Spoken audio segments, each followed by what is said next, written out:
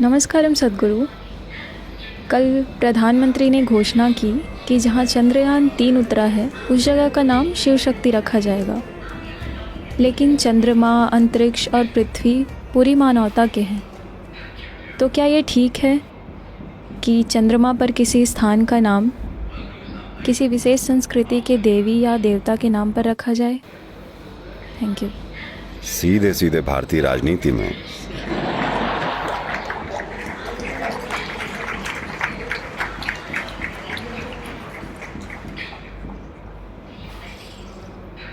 Apollo, Luna, Saturn, Mercury, Neptune, Venus. ये सब क्या है?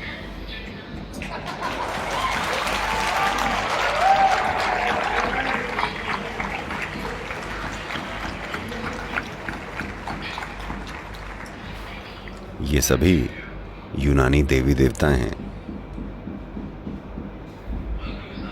क्या इसका मतलब है कि ग्रहों का सिस्टम यूनानियों का है? कम से कम हमने वहां लैंड तो किया।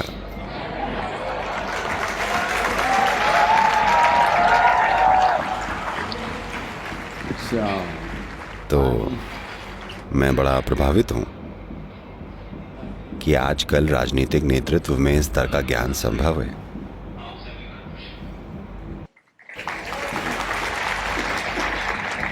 लेकिन सबसे पहले आपको यह समझने की जरूरत है कि शिव शक्ति किसी देवी और देवता के नाम नहीं है। हम दो मूलभूत शक्तियों की बात कर रहे हैं, घड़ी की दिशा में, घड़ी की विपरीत दिशा में, पुरुष गुण, स्त्री गुण। देखिए, दूसरी संस्कृतियों में वो इसे यिन और यांग कह सकते हैं, और कितनी सारी दूसरी चीजें भी। सूर्य और चंद्रमा, ईड़ा और पिंगला। विज्ञान और आध्यात्म विज्ञान दोनों के कई सारे पहलू हैं जिस पर हम चर्चा कर सकते हैं। लेकिन वो महत्वपूर्ण बात जो आपको समझने की जरूरत है वो ये कि इस सृष्टि में सभी भौतिक अभिव्यक्तियां दो ध्रुवों के बीच घटित होती हैं। इसमें संदेह की कोई गुंजाइश ही नहीं है। ये चीज उस सभ्यता से नहीं आई है जिसे हम भारत कहते हैं। हालांकि ये पहली सभ्यता है जिसने इसके बारे में बात की है, लेकिन आज आधुनिक विज्ञान ने इसे बिना किसी शक के स्थापित कर दिया है कि हर वो चीज जो भौतिक है वो किसी न किसी तरह से घूम रही है या अपने आप ही परिक्रमा कर रही है, घूम रही है। तो इन परिक्रमाओं में अगर आप देखें, सिर्फ दो ही तरीके हैं कि कैसे सब कुछ घूम सकता है, क्लॉकवाइज या एंटी क्लॉकवाइज। लोग इसे ऊपर और नीचे कहते हैं, लेकिन सिर्फ दो ही तरीके हैं। ये हजारों अलग अलग तरीकों से नहीं घूम सकती है, ये सिर्फ दो तरीकों से घूम सकती है।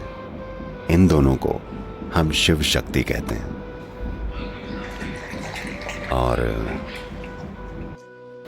ये बात शानदार है कि उस स्थान को उनके अपने ही नामों से पुकारने के बजाय, जैसे कि उन्होंने अतीत में किया है, हम इसे सही शब्दों से पुकार रहे हैं जो कि पूरे ब्रह्मांड के लिए मायने रखेगा।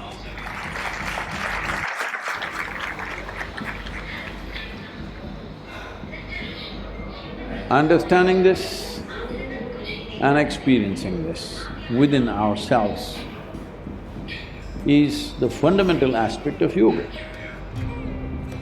Ida Pingala, Hatha. इसे समझना और इसे अपने भीतर अनुभव करना ही योग का बुनियादी पहलू है। ईड़ा पिंगला, ह ठ। ये महत्वपूर्ण है कि आधुनिक विज्ञान की बदौलत दुनिया भर में इंसान की समझ अब दुनिया के इस हिस्से की सभ्यता के गहराई से स्थापित पहलुओं को पहचान रही है। आधुनिक विज्ञान धीरे धीरे टुकड़ों टुकड़ों में छोटे छोटे टुकड़ों में एक एक करके धीरे धीरे इसके हर उस पहलू को प्रामाणिकता दे रहा है जो हजारों साल पहले बता दिया गया था। ये चीजें कई शताब्दियों पहले स्थापित कर दी गई थीं। अगर आपको यह ना पता हो तो करीब 2700 से 3000 साल पहले ही इस सभ्यता में इस ग्रह के अध्ययन को कहा जाता था भूगोल, जिसका मतलब है एक गोल ग्रह। जब दुनिया में हर कोई बहस कर रहा था कि ये चपटी है या गोल, यहां ये अच्छे से स्थापित था। ऐसी प्राचीन आकृतियां और तस्वीरें हैं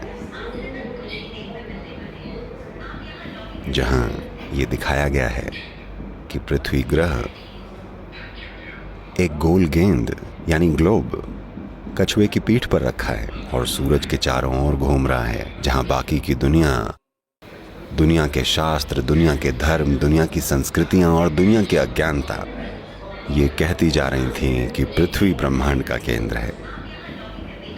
यहां बहुत स्पष्ट रूप से हमने दर्शाया है कि पृथ्वी सूर्य के चारों ओर घूम रही है। और कछुए की पीठ क्यों? क्योंकि कछुआ अपने आप अपनी गति नहीं बढ़ा सकता, ये एक नियमित गति से चल रहा है। इसलिए ग्रह तेज या धीमा नहीं हो रहा है, ये एक नियमित गति से चल रहा है। इसीलिए हमारा जीवन संतुलित है। मैं आपको ऐसी बहुत सारी चीजें बता सकता हूं, लेकिन हम इसे यहीं छोड़ते हैं। लेकिन ये वाकई अद्भुत है कि चंद्रमा पर एक जगह है। हम उस जगह को देख नहीं सकते, ये दक्षिणी छोर पर है। चंद्रमा पर एक स्थान है जो शिव शक्ति है। तो अब क्योंकि मैंने अपने हाथों को जोड़ा है और सद्गुरु शिव और शक्ति को प्रणाम कर रहे हैं, क्या वो लिंग भैरवी है? मैं अस्तित्व की सच्चाई के सामने नतमस्तक हूं, क्योंकि यही वो कमबख्त चीज है जो हमारे जीवन में मायने रखती है। इसकी सच्चाई क्या है? हर चीज की सच्चाई क्या है? सिर्फ यही तो मायने रखता है। वो सब कुछ जो आप अपने दिमाग में बनाते हैं उसका कोई मतलब नहीं है। वो आपके साथ ही मर जाता है या ये आपको मार डालता है। अगर आपने अपनी अज्ञानता को जल्दी ही नहीं मारा तो ये आपको कई तरीकों से मारती है, या कम से कम ये आपके साथ मर जाती है। जो सत्य है वो जीवित रहता है, चाहे हम मौजूद हों या हम मौजूद ना हों। तो जिसे हम शिव शक्ति कहते हैं, हम लोग इसे ए भी बुलाएं। हम धर्मनिरपेक्ष बनकर इसे ए भी क्यों नहीं बुला सकते? आप चाहें तो बुला सकते हैं। हेलो,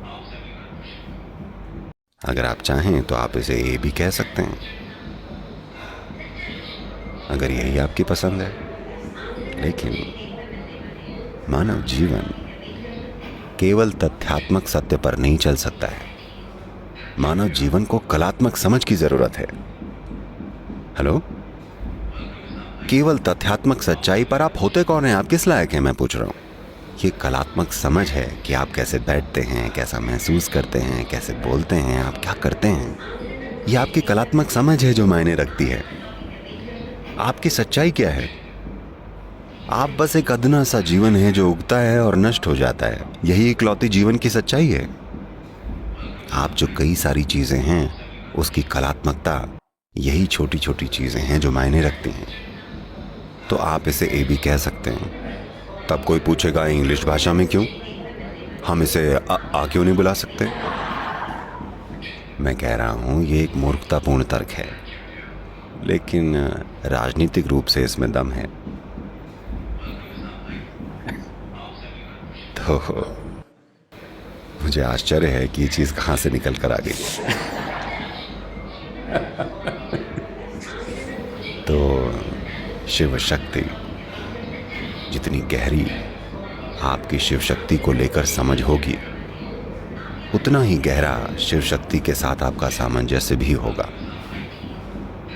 आप शिव शक्ति के साथ जितने ज्यादा तालमेल में होंगे, आपके शरीर की ये दो आवर्तन यानी क्लॉकवाइज और एंटी क्लॉकवाइज यानी सिस्टम के अंदर के ईड़ा पिंगला, जितना ज्यादा इन दोनों में संतुलन होगा, आप उतने ही ज्यादा विवेकशील बनेंगे, उतने ही कम अशांत होंगे, और आप ऊंचे स्तर का बोध कर पाएंगे।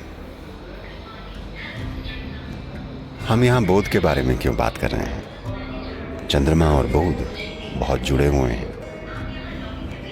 चंद्रमा और हमारा जन्म बहुत जुड़ा हुआ है। शिव को या आदि योगी को क्यों चंद्रमा के साथ दिखाया गया है? वे सोमशेखर क्यों हैं? और कमाल की बात है कि इसरो के अध्यक्ष सोमनाथ हैं।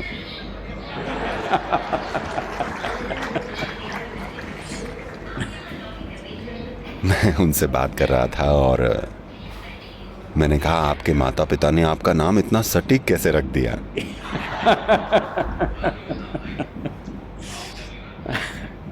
और उन्होंने कहा, सतगुरु ये तो भगवान शिव का नाम है, ये मैं नहीं हूँ। ये होती है विनम्रता। ज्ञान के साथ लोग अभिमानी हो जाते हैं, लेकिन ये उन लोगों का एक ग्रुप है जिनसे मैं पिछले कुछ समय से बातचीत करता आ रहा हूँ। अगर आपको सच में एक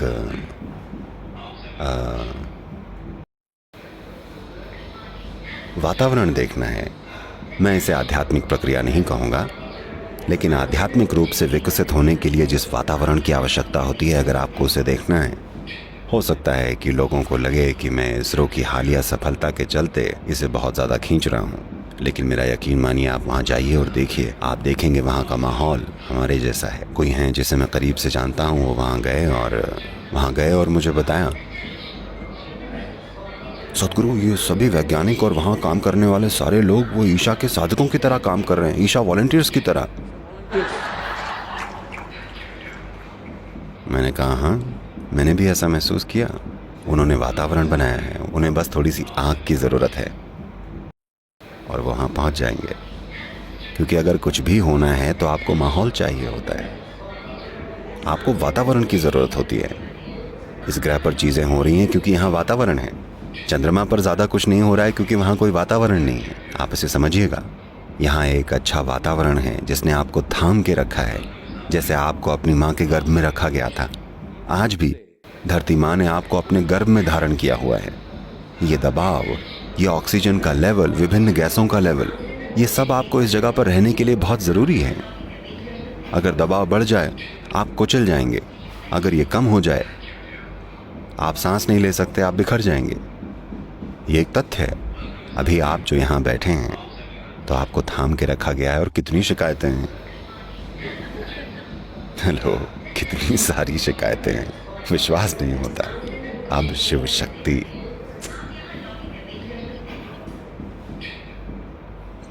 ये बहुत महत्वपूर्ण है, क्योंकि एक तरह से ये शिव शक्ति का मिलन भी है, क्योंकि मानव जीवन पर चंद्रमा का प्रभाव बिल्कुल सीधा है। अगर आप चक्रों को देखें, शारीरिक या जैविक चक्रों को देखें जो हमारी माताओं के शरीर में हो रहे हैं, हम सिर्फ उन्हीं चक्रों की वजह से पैदा हुए हैं और किसी वजह से नहीं है। लोग सिर्फ इसी वजह से।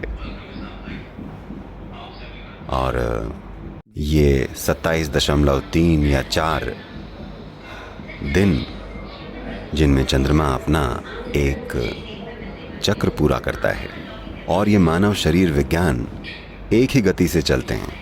यही कारण है कि आदि योगी ने बहुत पहले कहा था कि मनुष्य शारीरिक रूप से क्रमिक विकास के शिखर पर पहुंच गया है। यहाँ से आगे वो शारीरिक रूप से विकास नहीं कर सकते, वो केवल चेतना के स्तर पर विकसित हो सकते हैं, वो शारीरिक रूप से विकसित नहीं हो सकते। यानी कि आपके सींग नहीं उगने वाले, या आपको वो सब नहीं मिलेगा जो आप सोच रहे हैं कि आपको मिलना चाहिए, आपको वो नहीं मिलेगा, क्योंकि जैविक विकास इस ग्रह पर अपने चरम पर आ गया है।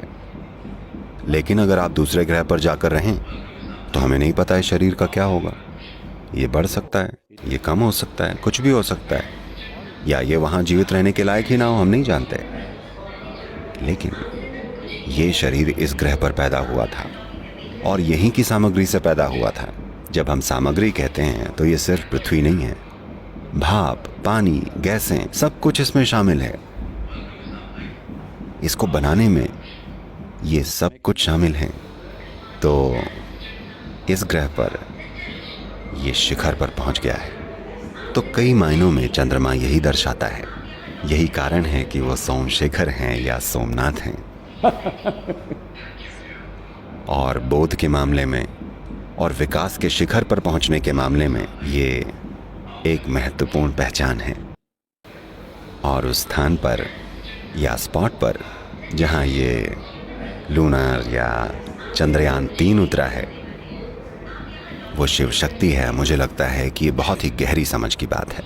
और मैं एक बार फिर ये कहना चाहूँगा, ये असाधारण है कि राजनीतिक नेतृत्व जागरूकता के इस स्तर पर ऊंचा उठ रहा है।